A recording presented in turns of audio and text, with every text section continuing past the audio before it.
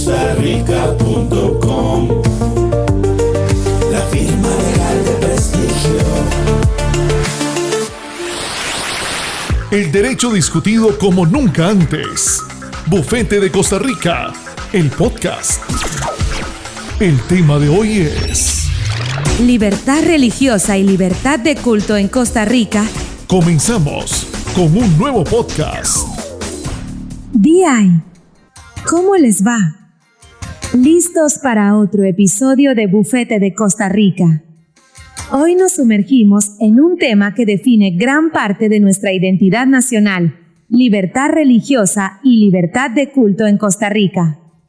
Es un viaje al corazón de cómo equilibramos tradición y modernidad. Antes de profundizar, quiero destacar que la investigación del licenciado Larry Hans Arroyo Vargas es la columna vertebral de nuestra discusión, y para este viaje me acompañan dos voces esenciales.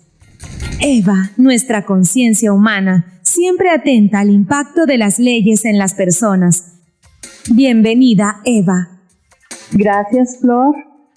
Feliz de estar acá para hablar de un tema que toca la fibra más íntima de la dignidad humana, la conciencia y las creencias. Y también nos acompaña Henry, nuestro crítico social, siempre listo para desmenuzar las estructuras de poder que no se ven a simple vista. Bienvenido, Henry. Un gusto, Flor. Y preparado para cuestionar esas verdades que a veces damos por sentadas, especialmente cuando están consagradas en la propia Constitución. Vamos a arrancar justo ahí, en el epicentro de esta dualidad costarricense, la confesionalidad matizada del artículo 75 constitucional. Ese famoso artículo que establece que la religión católica es la del Estado y contribuye a su mantenimiento, pero que en la misma oración nos dice que se permite el libre ejercicio de otros cultos. Eva, cuando escuchas esa redacción, ¿qué es lo primero que resuena en ti desde una perspectiva humana? Resuena una jerarquía, Flor. La palabra permite es clave porque no dice garantiza en igualdad, dice sin impedir. Es como si te invitaran a una casa donde los dueños tienen su habitación principal y a ti te permiten usar el cuarto de invitados. Eres bienvenido, pero sabes que no es tu casa, lo que genera una sensación de ser el otro, el tolerado. Y la tolerancia, aunque mejor que la persecución, no es lo mismo que el reconocimiento pleno de la igualdad. Yo voy más allá, Eva. Esa jerarquía que mencionas no es solo una sensación, es estructura de privilegios con consecuencias materiales. Cuando el artículo dice el cual contribuye a su mantenimiento, hablamos de dinero público, de exenciones fiscales, de participación protocolaria en actos de Estado, una influencia que otras confesiones no tienen. No es una confesionalidad matizada, es una confesionalidad con una cláusula de escape para no ser un Estado teocrático puro, pero el desequilibrio es el punto de partida, está en el ADN de la norma. Henry, tocas un punto crucial que el material de base llama arquitectura normativa dual, y como mencionas, esa dualidad no es gratuita. Pero el artículo también pone límites a esos otros cultos que no se opongan a la moral universal ni a las buenas costumbres. Eva, ¿cómo interpretas esos conceptos tan abiertos y jurídicamente indeterminados? ¿No es esa una puerta abierta a la discrecionalidad y potencialmente a la discriminación? Por supuesto que lo es. Es una espada de Damocles. ¿Quién define la moral universal y bajo qué criterios? En un Estado confesional, el riesgo es que se interprete a través del lente de la religión oficial, por lo que una práctica minoritaria que choque con la doctrina mayoritaria podría ser considerada contraria a esa moral. Aunque la jurisprudencia ha avanzado, la existencia de esos términos en la Constitución crea una vulnerabilidad para las minorías religiosas, una declaración de que su libertad está condicionada a una evaluación externa y subjetiva. Y ahí está la trampa perfecta del sistema, Flor. Esos conceptos de moral universal y buenas costumbres son herramientas de control social para mantener el status quo. Si bien la Procuraduría y la Sala Cuarto los han aterrizado hacia conceptos más objetivos como el orden público, su redacción original es un fósil de una época en que el Estado tutelaba la moralidad privada. Es el Estado diciéndote: eres libre, pero no tanto. Eres libre siempre y cuando tu libertad se parezca a la mía. Y ese sentimiento de ser un ciudadano de segunda categoría es sutil, pero se siente en los actos oficiales, en el discurso político que da por sentada una identidad religiosa. No es una agresión directa, sino una exclusión tácita, es sentir que la casa de todos tiene un dueño principal. Exacto, por eso la palabra matizada me parece un eufemismo. El matiz esconde el privilegio de acceso, financiamiento y legitimidad que el Estado le otorga a una sola confesión, mientras la tolerancia es el consuelo que se le da al resto para mantener la paz social. Entiendo la fuerza de sus argumentos, pero si el artículo 75 es tan estructuralmente desigual, ¿cómo se explica que en la práctica el sistema no implosione? ¿Cómo logramos navegar esta contradicción sin que los derechos de las minorías sean sistemáticamente aplastados? ¿Acaso la propia Constitución no establece sus propios mecanismos de defensa? Y esa pregunta sobre los mecanismos de defensa nos lleva directo al siguiente punto: el sistema de contrapesos constitucionales.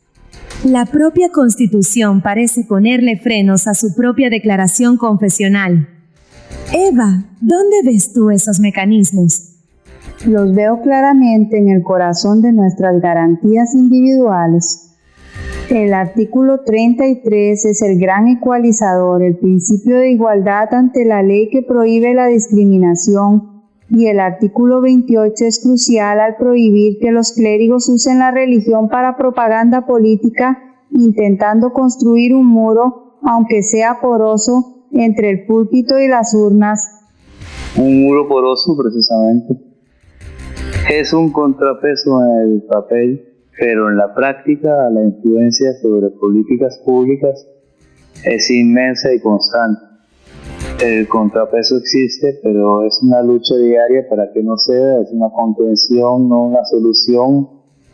Esa lucha interpretativa nos muestra que nuestro marco interno vive en una tensión constante. Esto me lleva a preguntar, ¿qué sucede cuando nuestra norma nacional choca con un estándar más alto? ¿Existe un árbitro superior? Absolutamente, y ese árbitro es la Convención Americana sobre Derechos Humanos. Y es un cambio de paradigma total, Flor. El artículo 12 de la Convención no habla de tolerar o permitir, sino de la libertad de profesar, divulgar y cambiar de creencia, en público y en privado. Amplía el derecho, más allá del culto, a la conciencia misma, dándole un piso de dignidad a todas las personas, no solo a las que pertenecen a la religión oficial. Pero lo más importante es el jaque mate que le pone a los límites ambiguos del artículo 75. La Convención establece que cualquier restricción debe ser necesaria para proteger la seguridad del orden o la salud pública, conceptos objetivos y demostrables. Se quita al Estado el cheque en blanco de la moral universal y lo obliga a justificar cualquier limitación con hechos, no con dogmas. Exacto, Henry. La Convención nos da el qué. Límites objetivos. Pero la pregunta es, ¿cómo hemos traducido en Costa Rica esa moral universal a criterios objetivos? Y esa traducción no se dio en el vacío. Aquí es donde entra una institución clave, la Procuraduría General de la República, que ha hecho un trabajo de traducción jurídica fundamental. Exactamente. La Procuraduría fue pragmática y ancló esos conceptos etéreos de moral y buenas costumbres a tierra firme, el orden público y sus componentes verificables como tranquilidad, seguridad y salud públicas. De repente, La discusión ya no es si tu credo es bueno o malo, sino si tu actividad bloquea una calle, genera un riesgo sanitario o perturba la paz. Y eso, humanamente, es un alivio inmenso. Significa que un funcionario no puede negarte un permiso para un evento simplemente porque no comparte tu fe. La discusión se traslada de un juicio de valor sobre creencias a una evaluación objetiva del impacto de las acciones, protegiendo a la persona de la arbitrariedad del poder. Protege, pero no del todo, porque entonces entra la jurisprudencia con los conceptos de razonabilidad y proporcionalidad y, aunque suenan objetivos, volvemos a un juicio de valor, esta vez del juez. Sigue habiendo un margen de interpretación enorme. Ese margen de interpretación es precisamente el campo de batalla, porque la práctica es donde se define el derecho. Tuvimos un caso emblemático que puso a prueba la razonabilidad de una prohibición en un espacio público de altísimo perfil. Hablemos de ese caso. El caso es este. La Sociedad Bíblica solicita permiso para una lectura continua de la Biblia en la Plaza de la Cultura, pero la administración lo niega basándose en un reglamento que prohíbe actividades religiosas, generando un choque frontal. Y ahí es donde la Sala Constitucional hace una distinción brillante, Flor. No se queda en la superficie del religioso, entonces se prohíbe, sino que profundiza y dice que leer un texto, aunque sea la Biblia, no es automáticamente proselitismo, sino que puede ser un acto cultural o histórico. Es reconocer que la religión es parte de la cultura y no debe ser expulsada del espacio público solo por su etiqueta. Brillante sí, pero también es una salida elegante que evita el problema de fondo. La sala no dijo que el reglamento fuera inconstitucional, sino que su aplicación en ese caso fue desproporcionada al no demostrarse afectación al orden público. Abrió una puerta muy estrecha, sujeta a análisis caso por caso, con lo que el fallo gestiona el conflicto, pero no establece un principio claro de neutralidad estatal. Henry, tu punto es clave. La sala parece enfocarse en la acción y su impacto, pero ¿qué pasa cuando la manifestación religiosa no es una acción, sino una presencia constante y silenciosa? ¿Qué sucede cuando el debate se traslada de una plaza pública a las paredes de un hospital? Esa pregunta nos aterriza en el caso del Hospital México, donde la dirección ordenó retirar crucifijos de áreas comunes para ser neutral, pero la Sala Constitucional revirtió la orden. Eva, ¿cómo se lee esa sentencia? Se lee como un reconocimiento de la realidad humana. Para la sala, esos símbolos no eran una imposición estatal, sino la expresión legítima de la fe de pacientes y personal. En un lugar de tanta angustia como un hospital, la neutralidad no puede traducirse en un vacío que ignore las necesidades espirituales, por lo que retirarlos no era neutralidad, era censura. Discrepo. Ahí la sala confundió el derecho de una persona a su fe con el deber del Estado de ser neutral. Un hospital público no es una iglesia, y al proteger el símbolo de la mayoría, inevitablemente se margina al paciente de otra fe o sin ella. Lo que la sala llamó censura era un intento de garantizar que el espacio fuera igualmente acogedor para todos. Esa tensión entre la expresión de una mayoría y la neutralidad nos lleva a un conflicto más íntimo. ¿Qué sucede cuando la controversia no está en la pared, sino en la conciencia de un médico? Esa es la frontera más compleja de todas, la objeción de conciencia como derecho emergente, el derecho de una persona a decir, no puedo cumplir esta ley porque viola mis convicciones más profundas. Es la máxima expresión de la libertad de conciencia, Flor. Deriva directamente de ella y es el reconocimiento de que el Estado no puede forzarte a traicionar tu integridad moral o religiosa. Es un santuario interior que la ley debe respetar. Pero es un santuario que puede convertirse en una barricada para negarle derechos a otros, Eva, especialmente a poblaciones vulnerables. El derecho de un médico a objetar no puede anular el derecho de una mujer a la salud. El Estado tiene una obligación y la objeción no puede ser una excusa para no cumplir. Precisamente ahí radica el desafío. ¿Cómo equilibramos el derecho individual a la conciencia con el deber colectivo del Estado?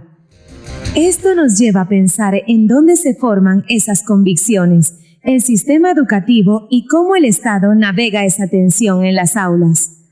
Esa navegación en las aulas ha sido un verdadero campo de batalla, el epicentro de la tensión entre el Estado confesional y el pluralismo. Históricamente, la clase de religión era en esencia catecismo católico, con una opción de salida para quien no la quisiera. Pero la jurisprudencia introdujo un cambio revolucionario, Flor, al establecer que la educación debe ser pluralista. La idea ya no es adoctrinar, sino enseñar el fenómeno religioso desde la historia y la cultura, transformando el aula en un laboratorio para entender al otro. Es un salto cuántico en términos de dignidad y reconocimiento. Un salto cuántico en la sentencia quizás, pero en la práctica es una transformación lentísima. ¿Cuántos educadores formados en viejo modelo están realmente capacitados para este nuevo enfoque? El fallo es un ideal, pero el funcionamiento del sistema es una fuerza poderosa. Y me temo que en muchas aulas la confesionalidad sigue ganando por goleada, aunque sea de forma sutil. Esa brecha que mencionas, Henry, entre el fallo y la realidad, nos muestra un problema más grande. Si la jurisprudencia avanza, pero no tenemos un marco legal moderno, ¿cómo operan las confesiones no católicas?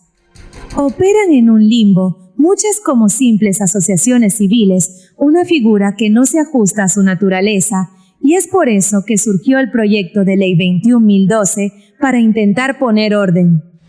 Era un paso fundamental hacia la igualdad real. Buscaba crear la figura de organización religiosa para dar a las confesiones no católicas la seguridad jurídica que no tienen, reconociendo su derecho a autoorganizarse y existir formalmente ante el Estado. Un acto de dignidad elemental. Un acto que el propio Estado saboteó. El proyecto está en un coma legislativo, porque cuando intentas crear igualdad en un sistema desigual, el sistema se defiende. Hacienda se preocupó por el dinero y la Procuraduría señaló lo obvio. No se puede hacer una ley de libertad religiosa que excluya a la Iglesia Católica. Es legalizar un apartheid religioso. Lo que mencionas, Henry, es revelador, pues el intento de legislar para la igualdad expone la red de privilegios. Y si el sistema se resiste a cambiar, ¿qué implicaciones tiene este modelo confesional en las políticas públicas? Se traduce de una manera muy concreta y a menudo dolorosa.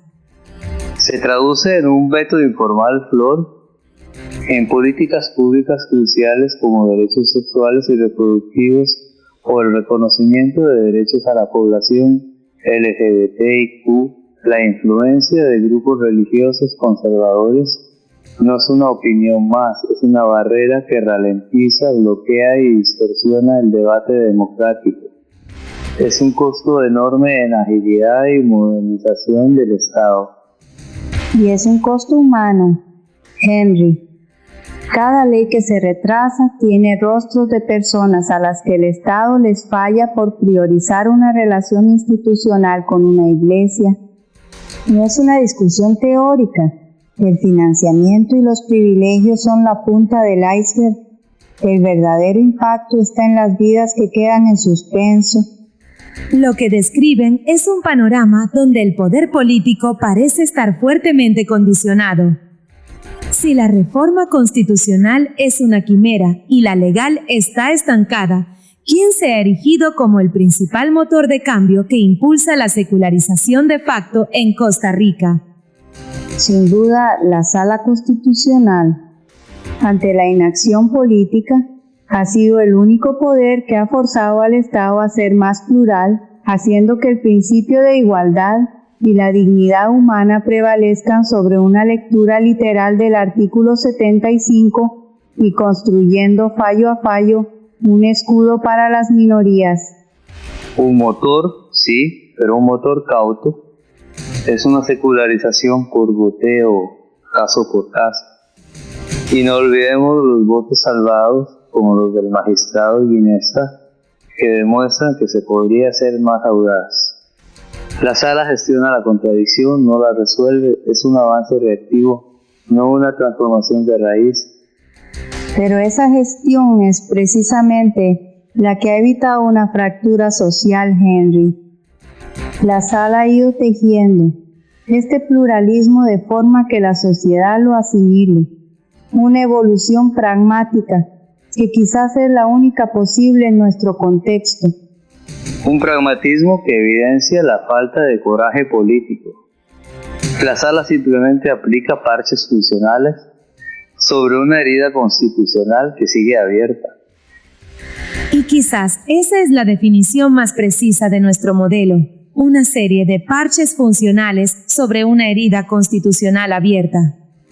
Hemos recorrido un camino complejo partiendo de la dualidad del artículo 75 y su jerarquía, viendo cómo los contrapesos constitucionales y la Convención Americana intentan equilibrarla. Analizamos casos prácticos desde la Plaza de la Cultura hasta los símbolos en hospitales, nos asomamos a la objeción de conciencia, la educación religiosa y el proyecto de ley estancado. Todo para entender el impacto en políticas públicas y cómo, ante la inacción política, la jurisprudencia ha sido el principal motor de secularización. Eva, una última reflexión muy breve. Que detrás de cada artículo y cada sentencia está la conciencia de una persona buscando su lugar en el mundo. El reto es construir un Estado donde todas las conciencias quepan con la misma dignidad. No se vayan, porque justo ahora escucharemos la opinión en vivo del licenciado Arroyo. Y con ustedes, la opinión del licenciado Arroyo.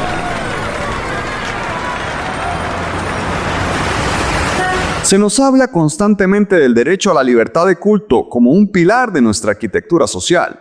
Y es cierto, nuestra constitución política, en armonía con los tratados internacionales, protege esa esfera íntima del ser, el fuero interno donde reside la conciencia y la creencia. Pero ¿estamos realmente preparados para el futuro de esa libertad?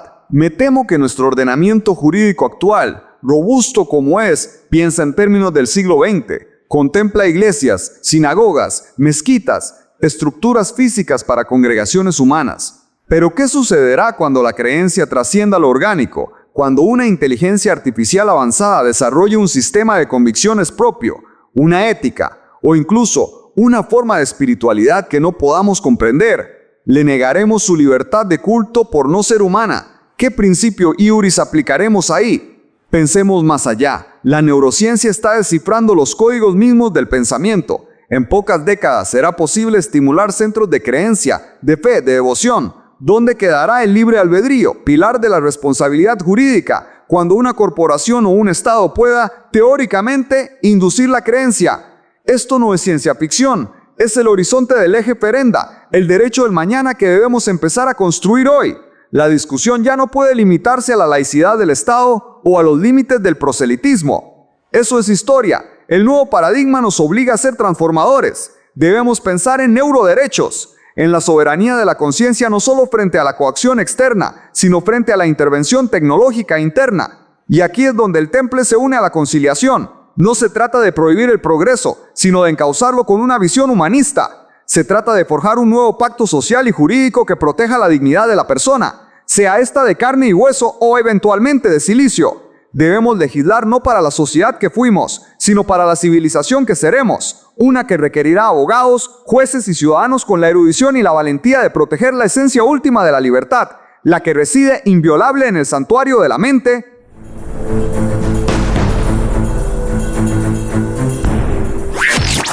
Esto ha sido todo por hoy. Hasta la próxima emisión de Bufete de Costa Rica.